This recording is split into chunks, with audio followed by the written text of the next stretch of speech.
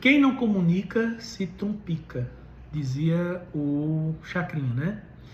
O que é que isso nos ensina hoje em tempos de fake news? Em tempos de fake news, a gente está aqui no gabinete, eu estou no gabinete com 2 estagiários, um estagiário e estagiária, que eu não vou identificar. E o estagiário e a estagiária, ninguém conhece. A gente está discutindo a questão da comunicação no direito.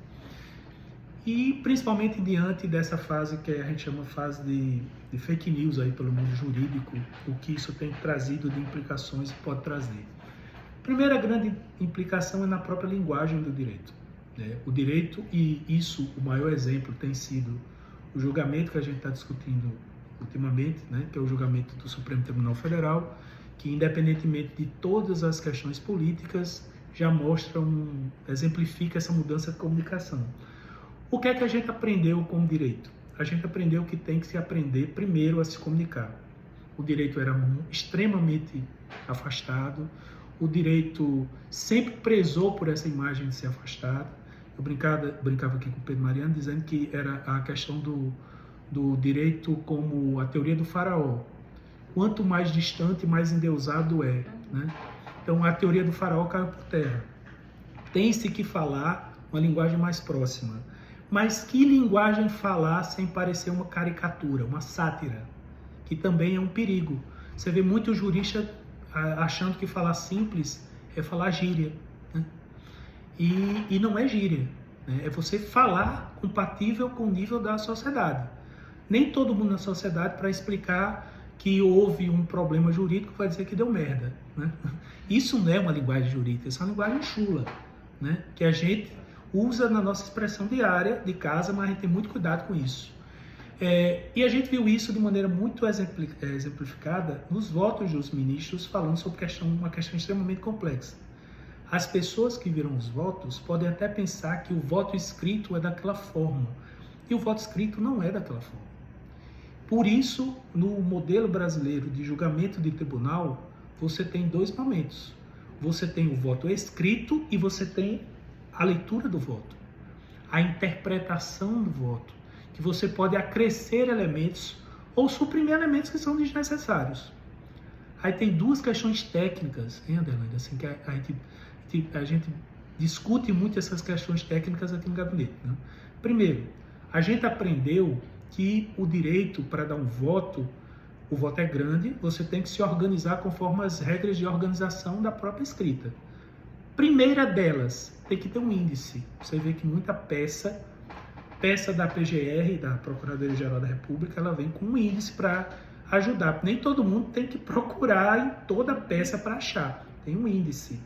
Depois ela se organiza em capítulos. Tem uma parte introdutória, tem capítulo da parte da delação premiada não sei de quem, da tipificação não sei o que lá.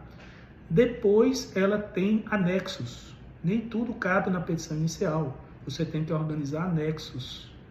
Depois você tem que organizar as indicações e transcrições. Tá tudo lá, para quem quiser verificar.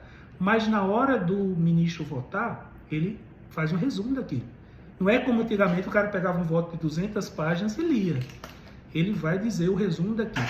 E as pérolas surgiram na hora disso. Qual foi a primeira grande pérola? A primeira grande pérola foi foram as alegorias que os ministros usaram, né?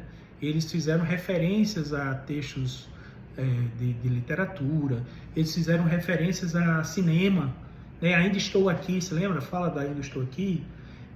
Fizeram colocações assim que traziam para a realidade das pessoas. Então isso significa uma grande mudança. Um outro nível de mudança é o nível de mudança da sociedade da fake news. Você faz uma antecipação do que pode gerar ruído de comunicação e na fala e no voto, como o ministro Alexandre deixou muito claro, Alexandre Moraes, ele já antecipava o que dava. Olha, isso não acontece. Aí ele já falava de alguma coisa. Porque na sociedade da fake news, o voto ganha um novo sentido pedagógico. Não só o sentido de ensinar direito, mas o sentido de evitar espaços para a criação de fake news. Então ele vai lá, olha, está aqui provado que isso aconteceu, tal. Essa é uma nova exigência dos pronunciamentos jurídicos de qualquer natureza. Nós, Ministério Público, magistratura e quem mais quiser falar, tem que partir dessa necessidade. Essa necessidade talvez seja mais importante ainda porque atinge milhões de pessoas. Então, além das questões ditas, questões jurídicas formais, a gente tem todas essas questões por trás da necessidade da comunicação. O Chacrinha estava certo, quem não comunica se trumpica, porque se a gente não aprender a utilizar desses níveis de comunicação, uma readaptação da parte formal, uma readaptação da parte de conteúdo, uma readaptação da parte de linguagem, respeitando o padrão de linguagem das pessoas, e também esse cuidado, esse efeito pedagógico de evitar fake news. Se a gente não aprender isso, o direito realmente vai deixar de existir e vai virar um julgamento midiático no sentido de vamos aqui abrir uma votação para ver quem condena, quem não condena. Aí deixa de ser técnico, deixa de ser político e vira uma brincadeira. Não é? Quem não comunica se trumpica.